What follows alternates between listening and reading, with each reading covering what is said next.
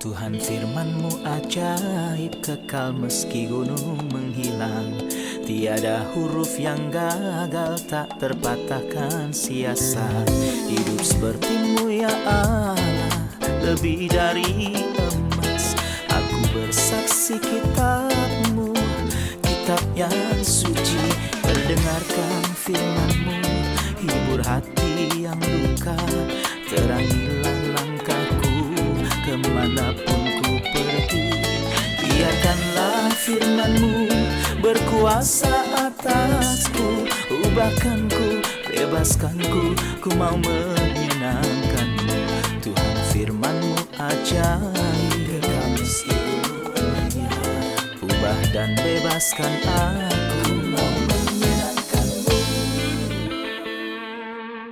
Salam jumpa pemirsa terkasih, saya menyambut Anda sekalian dimanapun Anda berada dalam episode terbaru program studi harian kita Semua Kitab Suci, di mana kita mempelajari dengan anugerah Tuhan semua kitab di dalam Alkitab dari kitab Kejadian hingga Wahyu. Kita telah mempelajari kitab Mazmur, kitab kedua dari kitab puisi Perjanjian Lama di Mazmur 30 dan 31. Saya mendorong Anda sebelum mulai pelajaran untuk mempersiapkan Alkitab Anda dan untuk menuliskan catatan. Dan jika Anda memiliki pertanyaan, silakan kirimkan kepada kami. Untuk memulai, izinkan saya untuk menyambut tamu kehormatan yang telah hadir di studio, hamba Tuhan Yosef Riyad. Selamat datang, Saudara Yosef. Selamat datang, Saudara Ayat. Kami juga menyambut hadirin di studio, selamat datang. Saudara Yosef, kami ingin mengetahui topik utama Mazmur 30. Apa gagasan utamanya? Kita bisa memberi judul Mazmur, ucapan syukur. Dan ini dibagi menjadi dua bagian. Dari ayat 1 sampai ayat 5, dia berbicara kepada kita tentang kesusahan dan akhirnya. Kemudian dari ayat 6 sampai akhir pasal kita melihat di dalamnya tindakan Tuhan yang ajaib dan bijaksana. Atau kita bisa menamakannya pelatihan Tuhan bagi orang beriman. Tuhan membuat orang beriman melewati keadaan yang berbeda-beda. Dan tujuannya dari hal ini adalah agar dia selalu bergantung pada Tuhan sendiri lebih daripada apapun. Jadi bagian pertama kesusahan dan pelepasan atau kesusahan Ya. dan keselamatan. Bagian kedua berbicara tentang tujuan Tuhan dari kesusahan. Ya. Dan pentingnya, pelatihan Tuhan. Benar. Mohon komentari dan perjelas judulnya, Mazmur Nyanyian untuk Pentahbisan Bait Suci. Apa inti dari Mazmur ini? Daud tentu saja tidak menghadiri peresmian bait suci tersebut karena Salomo lah yang membangun bait suci tersebut. Apa yang dimaksud dengan bait? Rumah Daud atau rumah Tuhan? Tidak, tentu itu adalah rumah Tuhan. Daud lebih mempedulikan hal tentang Tuhan daripada hal-halnya sendiri. Jadi begitu dia menetap, dia berpikir untuk bangun rumah bagi Tuhan dan dia memberitahu Nathan bahwa dia akan melakukannya dan Nathan setuju dengannya. Tapi Tuhan menyuruh Nathan untuk kembali pada Daud dan beritahunya bahwa bukan engkau yang akan bangun rumah itu, melainkan putramu Salomo. Dan inilah yang sebenarnya terjadi, Salomo yang bangun rumah itu, rumah Tuhan, dan bukan Daud. Namun karena ini sangat berharga bagi Daud, maka ia mengatur segalanya sehingga ketika Salomo memerintah, dia akan mendapatkan semua bahan mentah untuk membangun rumah itu. Jadi kita dapat mengatakan bahwa Daud menyiapkan bahan-bahannya dan Salomo lah yang membangunnya. Itu sebabnya ketika dia menyiapkan bahan-bahan dan merekomendasi putranya untuk membangun rumah bagi Tuhan, dia menulis lagu ini.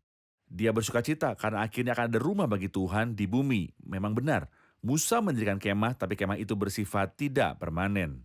Tetapi Daud ingin membangun tempat tinggal permanen untuk rumah Tuhan, dan itulah yang kemudian didirikan oleh Salomo. Dari awal tadi Anda menyebutkan bahwa tema Mazmur ini adalah kesusahan dan pelepasan dari kesusahan.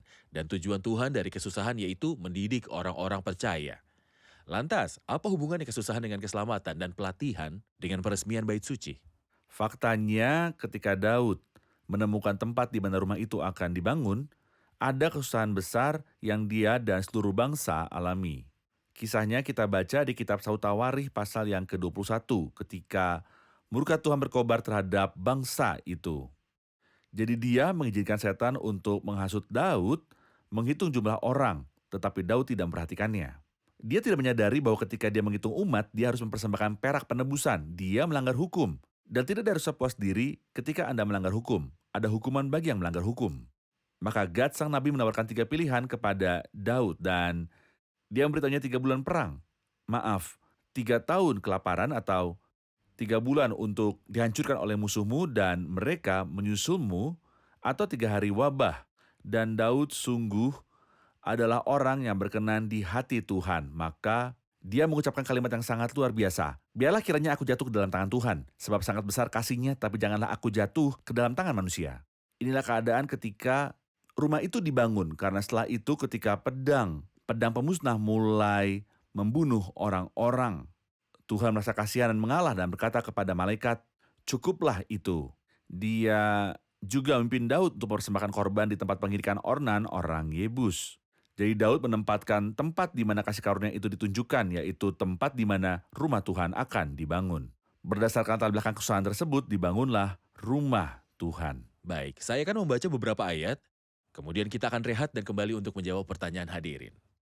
Aku akan memuji Engkau ya Tuhan, sebab Engkau telah menarik aku ke atas dan tidak memberi musuh-musuhku bersukacita atas aku. Tuhan Allahku, kepadamu aku berteriak minta tolong dan Engkau telah menyembuhkan aku. Tuhan, Engkau mengangkat aku dari dunia orang mati. Engkau menghidupkan aku di antara mereka yang turun ke liang kubur. Nyanyikanlah mazmur bagi Tuhan, hai orang-orang yang dikasihinya, dan persembahkanlah syukur kepada namanya yang kudus. Sebab sesaat saja ia murka, tetapi seumur hidup ia murah hati. Sepanjang malam ada tangisan, menjelang pagi, terdengar sorak-sorai. Kita rehat sejenak dan kembali untuk menjawab pertanyaan hadirin. Pemirsa terkasih, kami akan kembali setelah rehat. Mazmur 30 adalah nyanyian peresmian bait suci oleh Daud. Beberapa komentator percaya bahwa Daud menulis Mazmur ini ketika dia membawa tabut perjanjian yang ada di Yerusalem dan menaruhnya di dalam kemah pertemuan yang didirikannya khusus untuk tabut itu. Tampaknya Daud sedang sakit dan kita tidak tahu persis apa jenis penyakitnya. Namun ayat-ayat ini menunjukkan kepada kita bahwa Tuhan telah menyembuhkannya sepenuhnya. Sahabatku, jika Tuhan telah menyembuhkanmu dari penyakit apapun yang tidak dapat disembuhkan yang kamu derita, Anda dapat bergabung dengan paduan suara pujian dan ucapan syukur yang luar biasa, di mana Anda dapat bernyanyi untuk Tuhan, ya Tuhan Allahku, aku berseru kepadamu, Engkau menyembuhkan aku. Berkuasa atasku, ubahkanku, bebaskanku, ku mau menyenangkanmu. Tuhan firman-Mu ajaib, kekal seluruhnya. Ubah dan bebaskan aku, mau menyenangkanmu. Kami telah kembali pemirsa terkasih untuk menjawab pertanyaan hadirin di studio. Ayat 6 berbunyi, sebab sesaat saja ia murka tetapi seumur hidup ia murah hati. Meskipun apa yang diharapkan dari manusia bahwa ia menikmati hidup lebih daripada menyenangkan Allah. Jadi apa maksud ayat ini? Mohon jelaskan ayat ini Saudara Yosef. Ayat 6, sebab sesaat saja ia murka tetapi seumur hidup ia murah hati.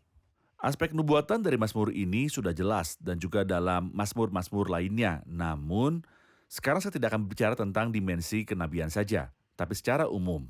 Tuhan berkali-kali mengizinkan kita melalui keadaan sulit. Dia seolah-olah mengerutkan kening pada kita. Dan ini menyebabkan tangisan seperti yang dikatakannya dalam ayat berikutnya. Sepanjang malam ada tangisan. Menjelang pagi terdengar sorak-sorai. Puji Tuhan, Dia telah menetapkan malam dan pagi adalah satu hari. Malam datang terlebih dahulu dan ada tangisan di malam hari. Tetapi syukur kepada Tuhan ini bukanlah akhir. Akhir ceritanya adalah menjelang pagi terdengar sorak-sorai. Adapun aspek kenabian, orang-orang pada masa kesusahan besar akan melalui keadaan yang sangat sulit. 3,5 tahun disebut kesengsaraan besar. Dia menyebut ini sesaat. Namun, tapi seumur hidup ia murah hati mengacu pada kerajaan 1000 tahun yang bahagia dan apa yang terjadi selanjutnya. Menurut saya ada di Yesaya 54 ayat 7. Ini memberi kita ide yang sama. Seperti yang dia katakan dalam Yesaya 54 ayat 7, hanya saat lamanya aku akan meninggalkan engkau. Tetapi karena kasih sayang yang besar, aku mengambil engkau kembali. Dalam murka yang meluap, aku telah menyembunyikan wajahku terhadap engkau saat lamanya. Tetapi dalam kasih setia abadi, aku telah mengasihani engkau. Firman Tuhan, penebusmu. Dengan demikian, mereka akan melewati masa kesusahan besar. Orang-orang saleh akan melewati masa kesusahan besar. Tapi setelah semuanya selesai, rasanya seolah-olah hanya saat. Atau hanya saat. Tapi setelah itu, mereka akan menikmati perkenanan Tuhan. Tentu saja Anda telah mengacu pada aspek kenabian itu. Jadi Anda telah mengacu pada aspek kenabian itu. Praktisnya, kita bisa belajar dari Mazmur ini bahwa penderitaan apapun yang dialami seorang percaya hanya sesaat, namun ada berkatnya di kemudian hari. Atau seperti yang Paulus katakan kepada jemaat di Korintus, sebab penderitaan ringan yang sekarang ini mengerjakan bagi kami kemuliaan kekal yang melebihi segalanya. Namun secara nubuat kesengsaraan besar yang akan dialami bangsa ini sesaat saja, kemudian kegembiraan kerajaan 1000 tahun. Tepat. Saya ingin ke ayat 6, dan ini ketika Anda membagi Mazmur ini untuk kami adalah bagian kedua, maksud Allah dari mendidik orang percaya dalam kesusahan. Di mana kita melihatnya dalam bagian ini? Saat Anda membaca ayat dari 6 sampai 12, Anda akan menemukan sesekali setiap orang percaya berubah. Dia mulai dengan kemakmuran. Dalam kesenanganku aku berkata, aku takkan goyah untuk selama-lamanya.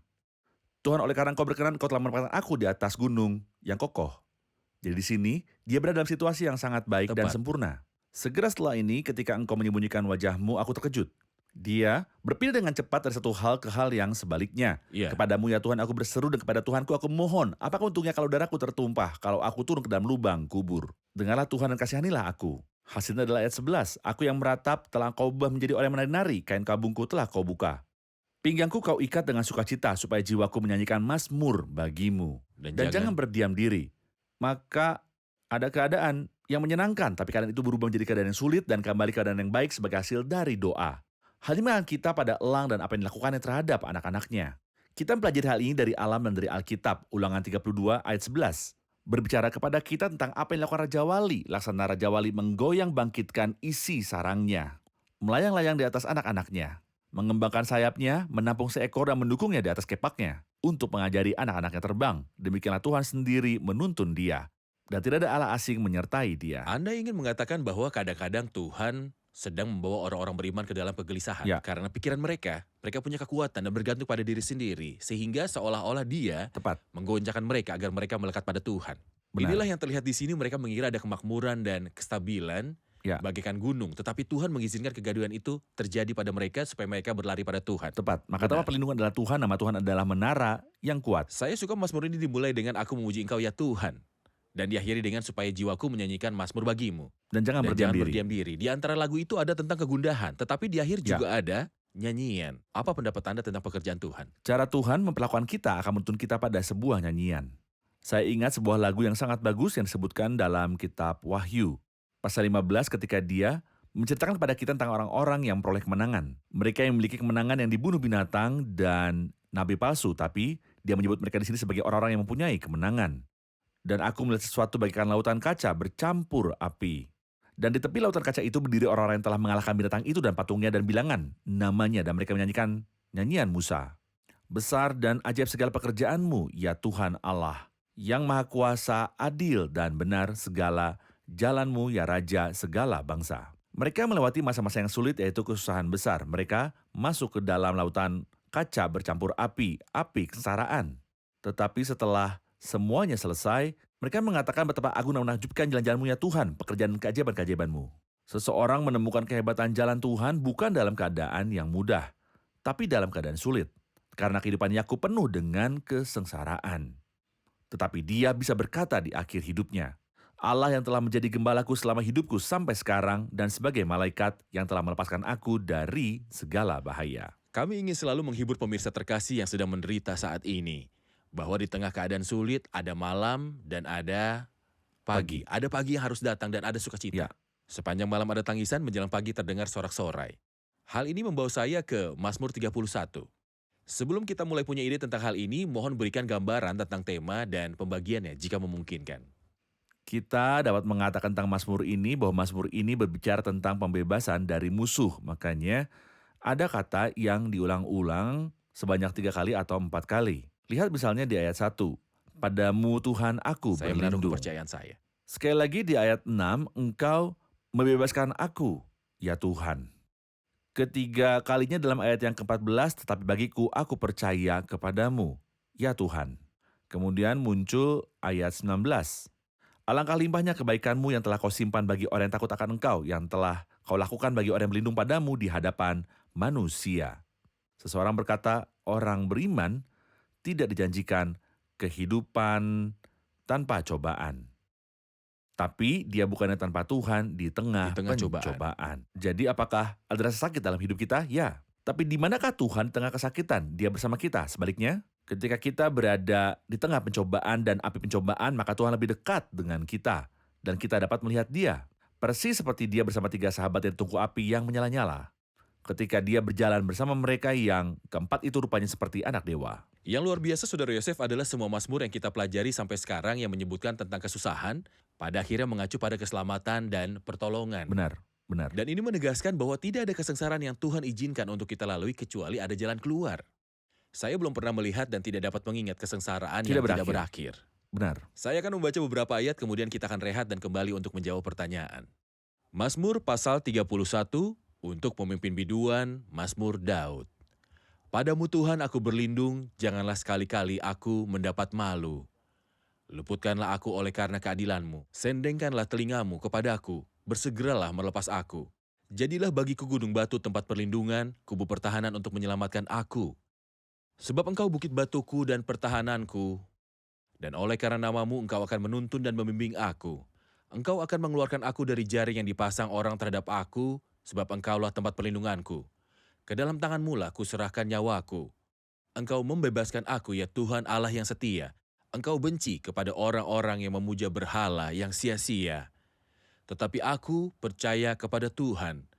Aku akan bersorak-sorak dan bersukacita karena kasih setiamu, sebab Engkau telah menilik sengsaraku, telah memperhatikan kesesakan jiwaku, dan tidak menyerahkan aku ke tangan musuh, tetapi menegakkan kakiku di tempat yang lapang. Kita rehat sejenak dan kembali untuk menjawab pertanyaan hadirin.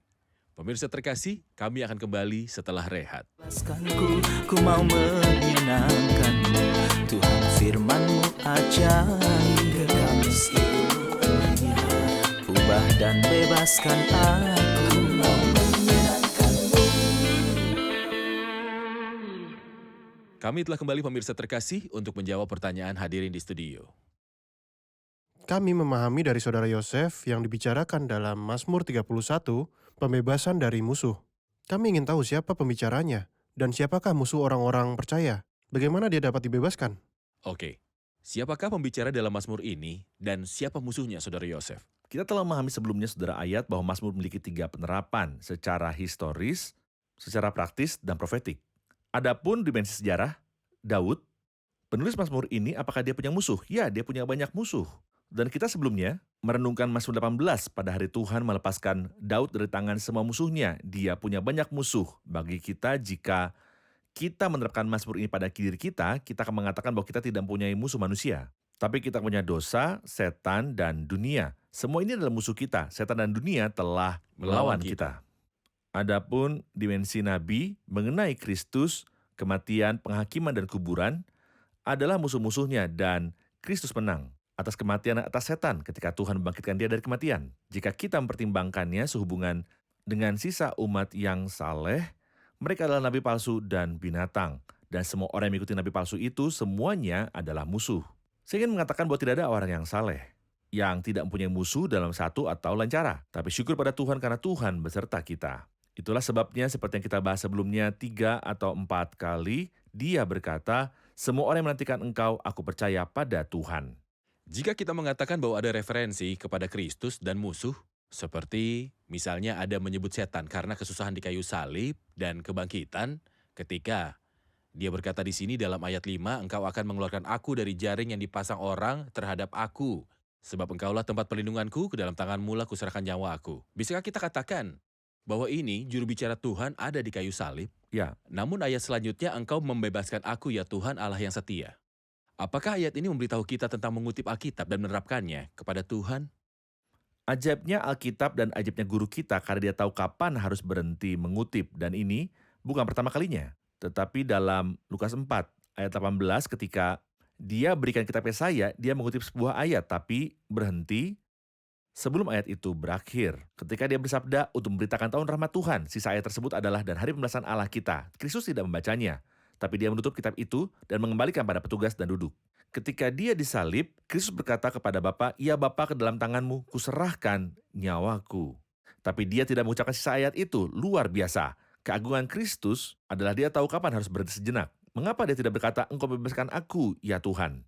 Allah yang setia, sesungguhnya Kristus datang bukan untuk ditebus oleh seorang, namun dia mati untuk menebus setiap orang yang menaruh kepercayaannya kepadanya. Misalnya, Ishak membutuhkan seorang untuk mati menggantikannya, dan sungguh Tuhan menunjukkan kepada Abraham seekor domba jantan yang tanduknya tersangkut di semak-semak untuk menebus putranya dengan pengorbanan yang besar. Tapi, adakah seseorang yang mau menebus Kristus untuk mati menggantikan dia, seperti sebagian orang yang tidak memahami apapun sama sekali? Mereka mengatakan bahwa Kristus tidak mati dan ada orang lain yang mati menggantikan dia. Kebenarannya adalah bahwa Kristus datang untuk mati. Benar. Bukan agar orang lain mati menggantikan dia, tetapi dia mati demi jutaan orang, semua yang menaruh kepercayaan Tepat. mereka kepadanya. Betapa indahnya Alkitab. Dia berkata, "Ya Bapa, ke dalam tanganmu kuserahkan nyawaku sebagai pencipta dan penyempurna iman kita." Tapi dia tidak mengatakan, "Engkau bebaskan aku," karena dia datang untuk menebus dan bukan untuk ditebus. Jadi Kristus mengutip bagian-bagian yang akan digenapi di dalam dia, Benar. karena di sini dia tidak mengutip bagian yang berkaitan dengan penebusan karena dia tidak memerlukan penebusan. Tidak, dia tidak butuh. Seperti di sinagoga Nazaret, dia Tepat. menutup kitab itu pada tahun Rahmat Tuhan. Benar. Dan dia tidak berbicara tentang hari pembalasan. Ada Benar. hikmat yang besar di sini. Benar. Ini kitab Tuhan, Benar. diilhamkan Benar. oleh Tuhan. Benar. Saya ingin membaca beberapa ayat lainnya. Dari ayat 9, "Kasihanilah aku ya Tuhan sebab aku merasa sesak, karena sakit hati mengidaplah mataku, meranalah jiwa dan tubuhku. Sebab hidupku habis dalam duka dan tahun-tahun umurku dalam keluh kesah.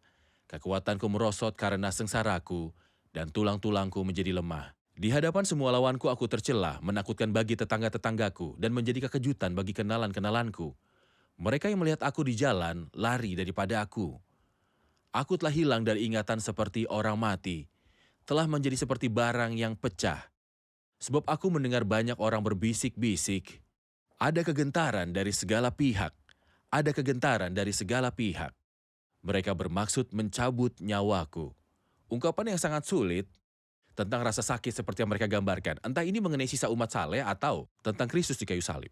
Ya Tuhan, itu saja banyak hal di bagian ini dari ayat 9 sampai ayat yang ke-13 diterapkan secara sempurna pada Kristus.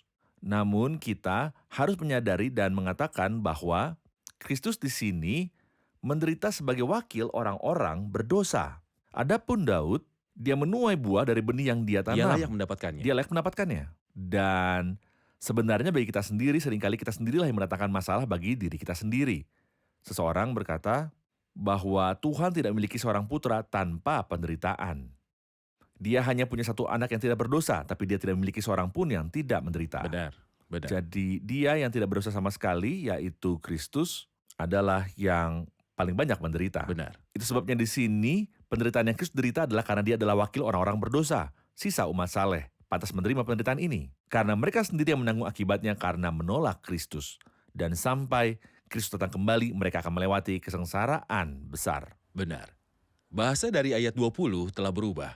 Dari bentuk tunggal menjadi bentuk jamak, maka dia berkata, "Alangkah limpahnya kebaikanmu yang telah kau simpan bagi orang yang takut akan engkau. Yang telah kau lakukan bagi orang yang berlindung padamu." Dia sendiri di sini berbicara tentang kelompok. Ya, Alangkah limpahnya kebaikanmu yang telah kau simpan bagi orang yang takut akan engkau, yang telah kau lakukan bagi orang yang berlindung padamu di hadapan manusia. Engkau menyembunyikan mereka dalam naungan wajahmu terhadap persekongkolan orang-orang, engkau melindungi mereka dalam pondok terhadap perbantahan lidah. Terpujilah Tuhan, sebab kasih setianya ditunjukkannya kepadaku dengan ajaib pada waktu kesesakan. Aku menyangka dalam kebingunganku, aku telah terbuang dari hadapan matamu. Tetapi sesungguhnya engkau mendengarkan suara permohonanku ketika aku berteriak kepadamu minta tolong. Bahasanya telah berubah, nadanya juga berubah. Pembicara yang menentukan pembicaraannya pada dirinya sendiri sedang berubah. Apa yang Anda lihat di sini? selalu perkataan terakhir bukan untuk rasa sakit atau untuk malam atau untuk dosa. Tapi perkataan terakhir adalah Tuhan yang memberikan berkat dan kebaikan bagi kita. Itu sebabnya setiap orang percaya mungkin melalui keadaan sulit, tapi perkataan terakhir bukan untuk keadaan sulit. Ketika Tuhan ingin menghibur malaikat jemaat di Smyrna, dia mengatakan kepadanya, "Jangan takut terhadap apa yang harus engkau derita." Kemudian diberitahunya, "Kamu akan beroleh kesusahan selama 10 hari." Angka 10 artinya sebanyak yang bisa Anda tangani. Tuhan kita, Ia tidak akan biarkan kamu dicobai melampaui kekuatanmu. Pada waktu kamu dicobai, Ia akan memberikan kepadamu jalan keluar. Tapi, hendaklah engkau setia sampai mati. Aku akan mengaruniakan kepadamu mahkota kehidupan. Jika kamu setia pada Tuhan, jika kamu sabar menanggung kepedihan yang Tuhan janjikan bagimu. Tuhan harus memberimu upah atas hal itu dan memberimu mahkota kehidupan. Sangat indah bahwa di bagian sebelumnya dia berbicara tentang kebaikan dan belas kasihan. Benar. Dia berbicara bahwa Tuhan mendengar suara permohonannya dan semua ini Benar. adalah berkat di masa Benar. kesusahan. Namun Daud mengakhiri mazmurnya dengan pembicaraan yang luar biasa ini. "Kasihilah Tuhan, hai semua orang yang dikasihinya.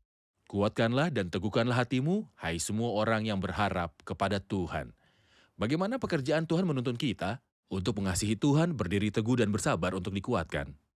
Saya suka ayat yang ada di pasal 18, Mazmur 18 yang telah kita bahas sebelumnya. Dia mulai dengan berkata, "Aku mengasihi Engkau ya Tuhan, kekuatanku." Salah satu hamba Tuhan berkata betapa menyenangkannya bangun di pagi hari dan berkata kepada Tuhan, "Aku mengasihi Engkau ya Tuhan, kekuatanku." Bahwa dia mendengarkan Anda mengatakan padanya bahwa Anda mengasihinya. Di sini Daud tidak hanya mengucapkan kasihnya kepada Tuhan, namun kasihlah Tuhan hai semua orang yang dikasihinya. Saat kita melihat perbuatannya, hikmahnya, dan kepeduliannya terhadap kita, lebih daripada ibu manapun yang merawat anaknya dan lebih dari ayah manapun yang punya cinta dan kasih sayang terhadap putranya. Hal ini menuntun kita untuk mengasihi Tuhan. Kasihilah Tuhan hai semua orang yang dikasihinya. Dan dia menyimpulkan dengan pepatah, "Kuatkanlah dan teguhkanlah hatimu, hai semua orang yang berharap kepada Tuhan." Mungkin ini adalah hal yang terbaik yang dapat kami sampaikan untuk setiap pemirsa. Anda yang bingung, khawatir dan takut, kuatkanlah dan teguhkanlah hatimu, hai semua orang yang berharap kepada Tuhan. Tuhan memberkatimu, Saudara Yosef. Terima kasih Amin. banyak telah bersama kami di episode ini. Tuhan memberkati dan menjagamu. Kita akan menuju ke hadirin untuk mendengarkan partisipasi komentar mereka. Tidak ada kesusahan yang dialami orang beriman kecuali Tuhan mendatangkan berkat besar darinya dan menggunakannya sebagai latihan yang hebat. Saya juga menyukai sebab sesaat saja ia murka tetapi seumur hidup ia murah hati. Dialah Tuhan yang maha pengasih, tidak peduli dosa yang sudah kita lakukan tetapi amarahnya tidak sebanding dengan kebaikannya bersama kita dan dalam hidup kita. Hal terbaik adalah hidup percaya kepada Tuhan, karena itu mengajarkanku bahwa dalam setiap situasi dan dalam segala hal, meskipun saya mengetahui hal ini dengan sangat baik dan memahaminya, tapi ketika aku percaya kepada Tuhan, Dia melindungiku dari hal-hal yang tidak kulihat. Tuhan melindungiku dari pemikiran diriku sendiri bahwa aku kuat. Aku tidak akan pernah terguncang seperti saat ini. Tuhan akan mengizinkan pencobaan supaya aku lari kepadanya dan berkata, "Tuhan, jadilah penolongku." Jika Tuhan mengizinkan kesusahan, maka itu tepat untuk sesaat. Seperti yang telah kita dengar, kesengsaraan selama 10 hari, lalu kegembiraan datang di pagi hari. Tepat. Saya sangat menyukai ayat terakhir yang mengatakan bahwa kita berharap kepada Tuhan. Betapa sulitnya menantikan Tuhan. Namun kapanpun kita menantikan Tuhan, Dia memberikan pahala yang besar kepada kita dan menunjukkan kepada kita keajaiban-keajaiban besar yang sebenarnya Dia lakukan terhadap kita. Terima kasih, Tuhan memberkati. Terima kasih, Saudara Yosef. Tuhan memberkati. Pemirsa terkasih, Anda yang menderita, yang sedang melalui kesusahan, dan Anda percaya kepada Tuhan, mari kukatakan, sepanjang malam ada tangisan, menjelang pagi terdengar sorak-sorai. Mungkin Anda terbaring di tempat tidur karena penyakit Anda saat ini. Mungkin Anda kesepian, tidak ada yang peduli pada Anda. Mungkin Anda cacat, tidak bergerak. Mungkin Anda teraniaya, mungkin Anda stres dan tertindas. Aku memberitahumu, jika malam yang gelap mendatangimu, sepanjang malam ada tangisan, menjelang pagi, terdengar sorak-sorai. Segera Tuhan akan kembali, dan kita akan masuk ke dalam pagi yang kekal. Di sanalah kita tidak lagi mengingat kesulitan hidup, tidak akan ada lagi rasa sakit ataupun penderitaan. Hatimu akan bersuka cita, penuh kedamaian. Setiap penderitaan ini adalah suatu penderitaan yang ringan dan hanya sesaat saja. Namun bagi kita akan ada kemuliaan yang jauh lebih besar dan kekal. Kuatkanlah dan teguhkanlah hatimu dan nantikanlah Dia. Kita akan berjumpa kembali di episode selanjutnya. Tuhan besertamu.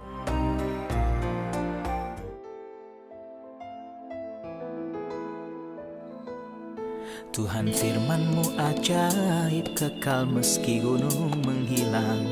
Tiada huruf yang gagal, tak terpatahkan sia-sia. Hidup seperti-Mu ya Allah, lebih dari emas. Aku bersaksi kitab-Mu, kitab yang suci. Mendengarkan firman-Mu, hibur hati yang luka. Terangilah langkahku kemanapun ku pergi. Biarkanlah firman-Mu berkuasa atasku. Ubahkanku, bebaskanku, ku mau menyenangkan-Mu. Tuhan firman-Mu ajaib, ubah dan bebaskan aku.